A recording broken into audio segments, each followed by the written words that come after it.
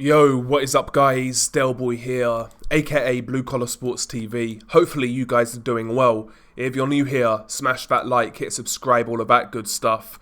So as we know, over the last week or so there has been much speculation on the first card of 2025 in Saudi Arabia, scheduled to go down on the 22nd of February. And the rumours that were coming out were indicating the best card yet in Saudi Arabia. And this card has now finally been announced. Some differences from the original rumours, but a lot has come through. And the card, man, is absolutely insane. On paper, the best fight card that's been put together, I would say, in my lifetime, since I've been following boxing at least, which is, I guess, around sort of 15, 16, 17 years. But the card is tremendous. Goes down on the 22nd of February 2025, of course, and goes down in Riyadh, Saudi Arabia. So let's break down this card pretty much from top to bottom and see what we think of it. It's headlined by Artur Beterbiev versus Dmitry Bivol 2, the rematch. Artur Beterbiev, light heavyweight undisputed champion, following a close victory over Bivol back in October. They're getting right back at it. And rightly so. First fight, in my opinion, was razor close. Regardless of how you had it, I don't think there was a clear winner. I think a draw would have been fine. Bivol by a round would have been fine. Beterbiev by a round would have been fine. So for me, it's a natural rematch that makes sense, that should happen, and it is happening. First fight for me lived up to expectations. I felt it was... Watching it live was extremely compelling. Two genuine elite level guys going at it, trying to out-tactic one another to see whose technique would shine through. First fight, in my opinion, was really good to watch. And I'm glad we've got the rematch. It sells itself, right? What can I say? Great fight. We go down the card. Daniel Dubois defending his IBF heavyweight strap against Joseph Parker. Perfectly fine title defense for Daniel Dubois. Of course, we don't recognise Dubois as a real heavyweight champion, so to speak, because of Usyk. Usyk, is the man in the division. But at least Dubois is conducting himself like a champion should, fighting genuine contenders, deserving contenders. And Joseph Parker deserves his shot at the title.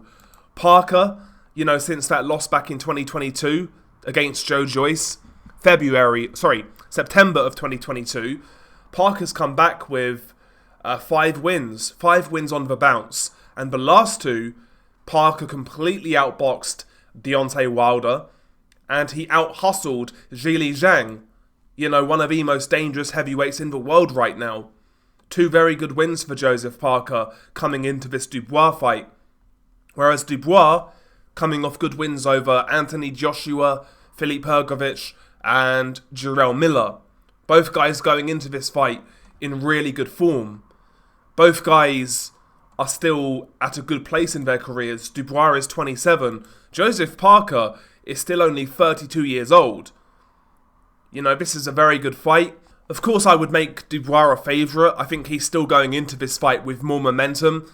Unfortunately for Parker, since beating Jang back in March of this year, he hasn't had a fight since. I know he's been itching to get back in the ring, but it's not quite happened. So he will be going into this fight nearly a year out. But ultimately, he deserves a shot. He deserves a big fight, in my opinion. And I actually think he's got some attributes that could trouble Dubois. I'll be interested to see how he approaches this fight. Is he going to try and give Dubois a bit of movement, which Parker can do? Or is Parker actually going to sit down on his shots in this one and try to maybe time Dubois coming in when Dubois launches his attacks? Dubois is very aggressive, and at times he does come in square on. And Parker's a good straight puncher. He's got a quick straight right. Maybe Parker's going to mix things up here and try to use Dubois' aggression against him. It's a good stylistic matchup. It really is. I favour Dubois, but Parker's a live dog in this one. Again, really good fight. Carlos Adames versus Hamza Shiras is the next one. Carlos Adames is the WBC champion. Hamza Shiras is one of the hot up-and-comers at 160. So it's a step up for Hamza Shiras. Carlos Adames is a guy who, for me, somewhat blows hot and cold. Against Juan Macias Montiel, he knocked out Montiel in double quick fashion, winning the interim WBC title. He then starched or beat up Julian Williams, J-Rock. But in his last fight against Terrell Gausha, I felt that Adames didn't look all that great. And similar to the Derevianchenko fight, kind of struggled in that fight. Adames, to me, seems a bit of a hot and cold fighter. Of course, way back in the day, he lost to Patrick Teixeira, which was a bit of a surprise, I think, to a lot of people.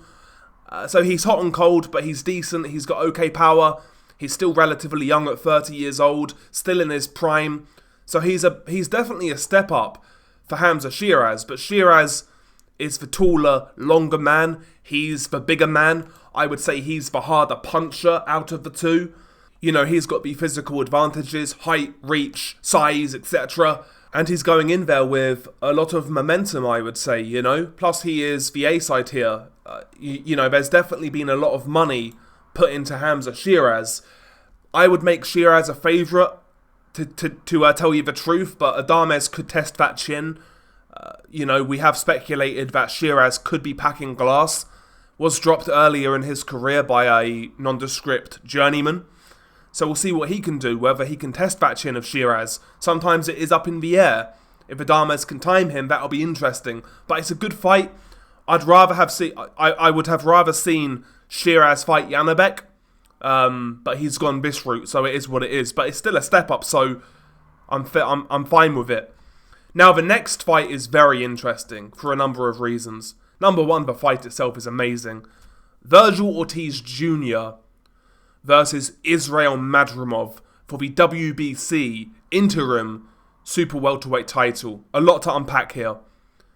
Madrimov is fighting in December on the Usyk Fury undercard, and he's fighting Serhej Bohachuk. And that fight is not a foregone conclusion at all. Bohachuk's got a chance in that fight. Bohachuk is an aggressive guy who comes to fight with decent power, decent work rate. We saw what he did to Virgil Ortiz. Many people felt he beat Ortiz. Dropped Ortiz twice. Madrimov has his work cut out in December. And then in February, he's going in there with Virgil Ortiz. Now, what happens if Madrimov loses that fight to Bohachuk? I've heard rumours online suggesting that he's still taking this fight. This fight is still on, even if he loses. That's what I've been reading online anyway. But there's risks of cuts and whatnot, and injury in the fight with Bohachuk. Even if Madrimov wins, there's risks of sustaining damage to where this could be too quick of a turnaround. So it's a big risk on Madrimov's part, very big risk, and maybe he's compromising himself in this potential fight. Maybe he's compromising himself by having such a quick turnaround. But I'll tell you this, I like it. I like the fact I'm seeing a fighter really roll the dice. Really put himself out there, trying to do something out of the ordinary. Letting those nuts hang, so to speak. I like it. But, he has to get through that Bohachuk fight without getting injured or badly beaten or badly knocked out or badly cut. He has to get through that fight, and that's no foregone conclusion. Until we see that Bohachuk fight, I don't think we can really talk about this one, to tell you the truth. But, listen, the matchup itself is amazing. It's going to be great. Ortiz comes to bring it. He's very aggressive, he carries power. Madrimov is a very quick-handed guy, good counter-puncher, good boxer as well. Great fight, man. But with this one, I want to see Madrimov versus Bohachuk first, and we'll see what condition Madrimov is in after that fight. But that is crazy. By the way, big up to Madrimov. Crawford, Bohachuk, then Ortiz. No easy fights. Great. Amazing. What's not to like? We move on. Joshua Buatsi versus Callum Smith. WBO interim light heavyweight title. Great fight. I like Buatsi, but to be honest, I've been getting rather impatient with his career for a long time now. Been waiting for him to step up, etc. Well, it's finally here. Callum Smith has operated in and around world level for a long time, fighting the likes of George Groves, Beterbiev, John Ryder, Canelo, been around at that level for a long time, carries power, has good timing. What does he have left in the tank though? We will see. Buatsi, this fight favours Buatsi in terms of like the work rate. We've seen Callum really struggle on the inside against the likes of Ryder, Beterbiev, etc. Buatsi for me needs to fight this fight on the inside. He needs to get up close to Callum and work him busy, outwork Callum up close. But Buatsi is there to be hit. Buatsi's head pretty much stays on centre line. You know, his guard sometimes comes down a little bit too much for my liking. He does get timed. He does get caught in exchanges. One thing about Callum Smith, he has a very astute counter left hook. And we've not really seen Buatsi get hit by a big puncher as a pro. Willie Hutchinson has a little bit of power, but nowhere near close to Callum Smith. What happens if that left hook lands flush on Buatsi? Is this guy hiding something? I mean, it's taken him long enough to step up. That's an interesting fight. If it goes for distance, I tend to favour Buatsi, but I think there's a very real chance, if Callum Smith has anything left, there's a very real chance that he chins Buatsi. But it's an excellent fight. It's last chance saloon for Callum Smith. And it is, you know, an overdue step up for Joshua Buatsi. Love this fight. We move on. Shakur Stevenson versus Floyd Scofield for the WBC lightweight title. Now, I think this is the fight that's getting the most criticism. You know, Shakur, we've been waiting for Shakur to step up now for a while at lightweight. And for most people, this isn't it. And I agree, it's the weakest fight on the undercard. However, I'm not so against it as a lot of people are. You know, Scofield's been asking for the fight. He's young, he's got ambition. He's actually quite fun to watch. I quite like Scofield as a person. Seems like a good kid. Seems ambitious. Of course, Shakur is far more experienced. He's far more known. He's a big favourite. That is all true. One dynamic that has to be mentioned. These fights in Saudi Arabia look different to fights that are in the USA or UK. Meaning, usually these fights in Saudi Arabia look real. And as a result, we've had some upsets in Saudi Arabia. That's all I'll say. You know, I think Scofield will give it a good go. I think Shakur will win.